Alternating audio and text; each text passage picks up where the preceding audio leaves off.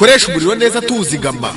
Muri iki gihe Ewasa irakora ibishoboka byose kugira ngo umuriro uboneke uhagije. Icyakora haracyari benshi bawukeneye. Niyo mpamvu tugomba kuwukoresha neza tuwuzigama.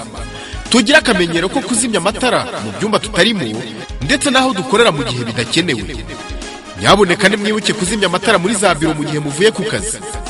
Tuzimye ibyuma byose tutarimo gukoresha, cyane cyane mu masaha y'umugoroba aho benshi baba bakoresha umuriro mwinshi.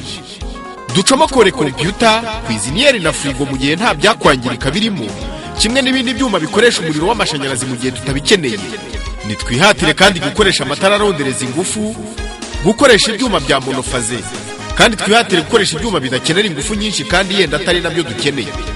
Dukoreshe kandi ibyuma bishyushya amazi bikoresha imirasire y'izuba, ndetse turusheho no gukoresha ingufu za biogazi.